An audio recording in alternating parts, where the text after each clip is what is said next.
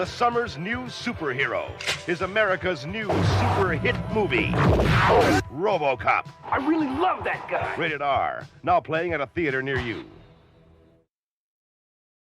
Paul Verhoeven's Robocop is pure cinema. What other film providing riveting social commentary on the dangers of capitalism, police militarization, and corporate greed would also feature a cyborg cop, a menacing robot that trips down some stairs, a falling puppet with freakishly long arms, and a melting Paul McCrane that explodes on impact? Why only Robocop, of course. Real talk though, this film is a genuine masterpiece. I can't even begin to do it justice. When people talk about the 80s being great, they're talking about Robocop. Well, a while back I was doing a lot of thinking about Robocop. During said thinking, I did a bit of Googling and discovered that there were quite a few TV shows based on the Metal Man. Which shouldn't be a huge surprise. I mean, Robocop was a big film for its time and continued to be beloved throughout the 90s.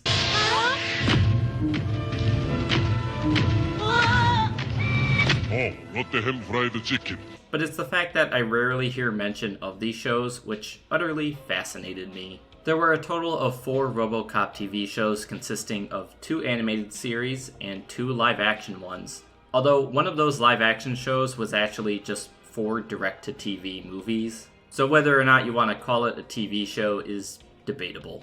Well, that's every show as of now. I suppose there was a prequel series about Dick Jones, the creator of Ed 209, announced a while back, which, first of all, what? And second of all, who knows if that's even still happening? I highly doubt it at this point.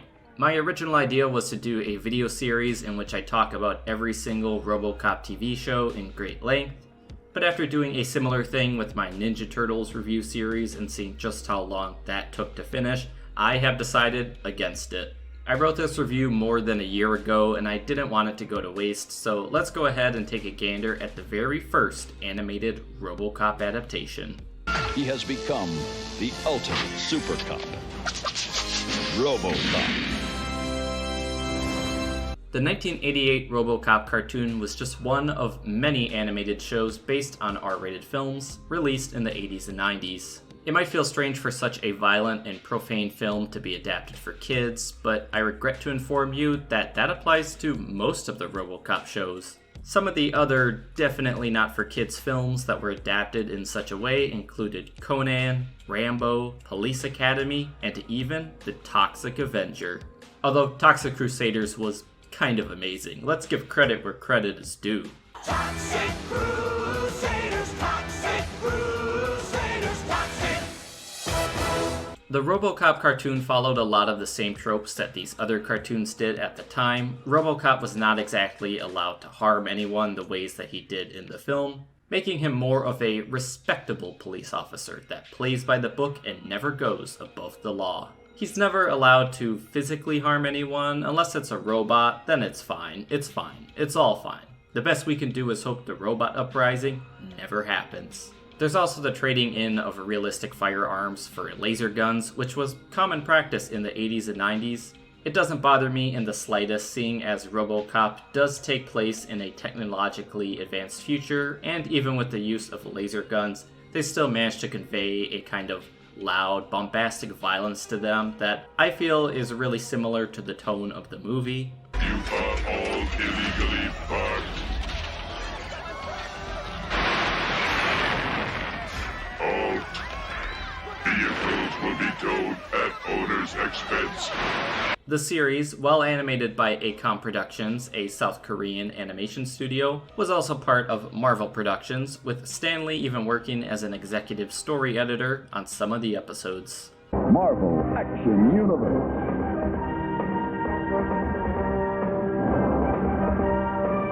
With Spider-Man, Dino Riders, and Robocop.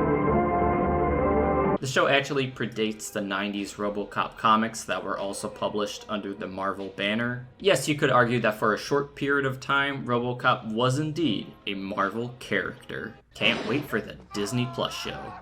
This joke worked about a year ago. The animation itself is perfectly fine, nothing that blew me away, but it's perfectly serviceable for an 80s cartoon.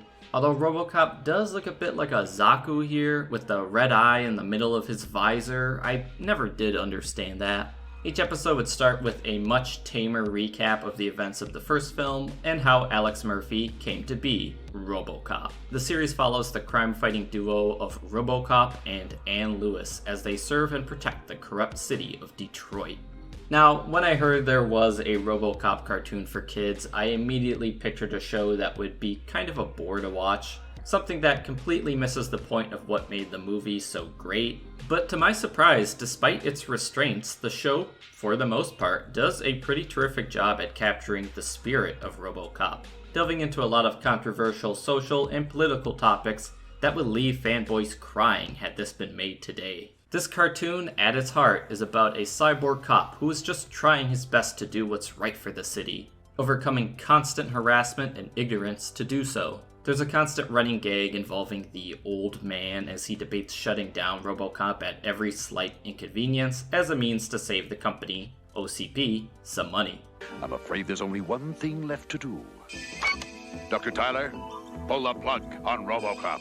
Which is one aspect of Robocop that I've always loved. The idea that the company that created him is in many ways an antagonist, but being such a major corporation, there's not really much Robocop can do about that. It's a part of the series universe that will just always be there, doing far more harm than good to the community. Yes, sir. I am never again to interfere with an OCP operation. And I will not. Unless OCP once again breaks the law.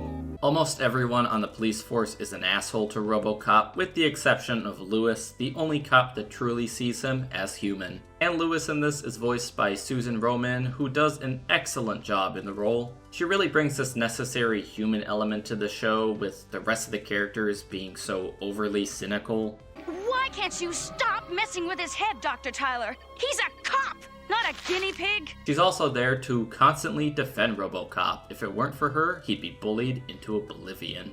Robocop's just a machine. He could go wacky anytime. Ha! Some people are wacky all the time. Another aspect the show adds to Murphy and Lewis's relationship is the idea that their partnership is more than a partnership. Well, at least from Lewis's side. There's little moments here and there that hint at Murphy having feelings for her, but for the most part, it's Lewis trying to get into his metallic pants, while Murphy Robocop blocks her. It's only the second episode of the show when we see the two of them go on a date, which is pretty funny given just how uninvested Murphy is. Someone stole my car! Excuse me, I have to run. But Murphy!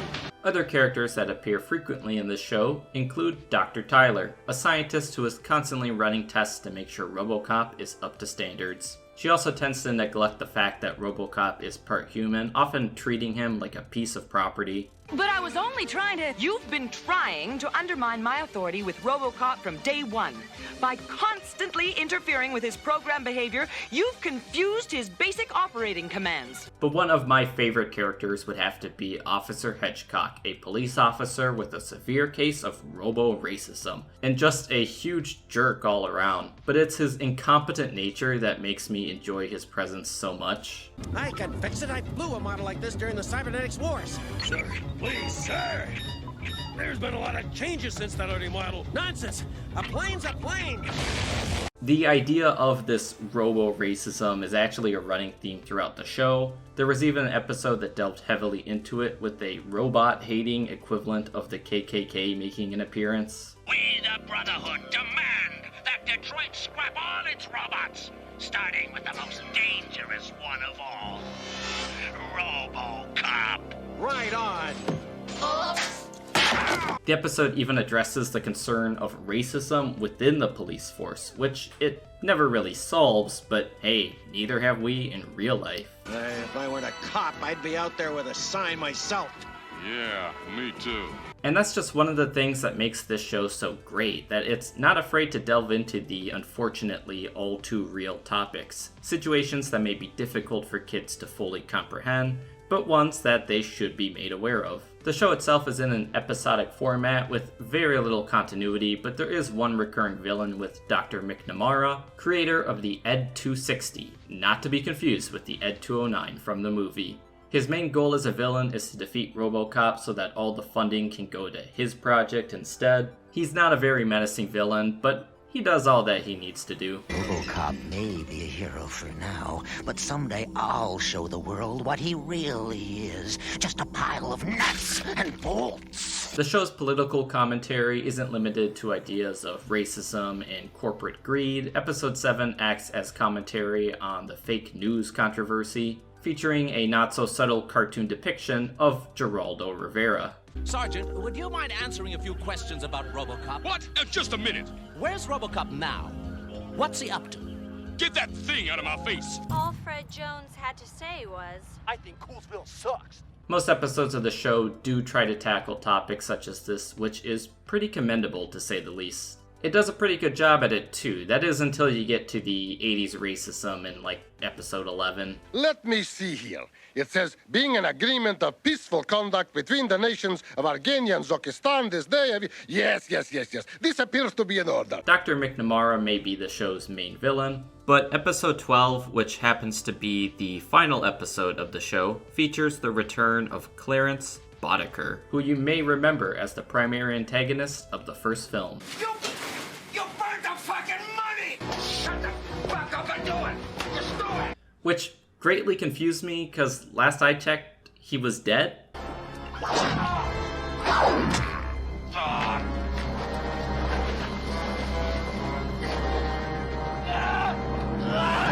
But maybe they figured most kids watching this show wouldn't be allowed to see the movie anyway, so why would it matter?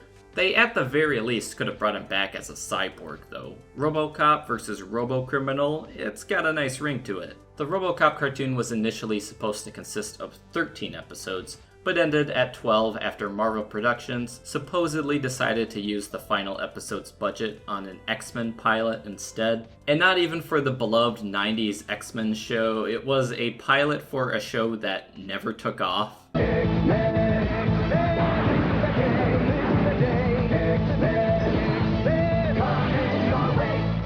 So Robocop the animated series was left with this pretty anticlimactic sudden ending, but that's the way it went with the vast majority of 80s cartoons. The Robocop cartoon is very much a unique product of its time. It goes without saying that it's a lesser toned down version of the movie, but the stuff they managed to cram into just 12 episodes was pretty impressive. I actually enjoyed this cartoon far more than I thought I would. A show like this really couldn't ever be made today, and that just makes it more unique. So I do recommend the Robocop cartoon. If you go into it fully aware of what it is, I think you'll find yourself having a fun time with it. Thank you all for watching. Gotta bounce. I'll see you next time.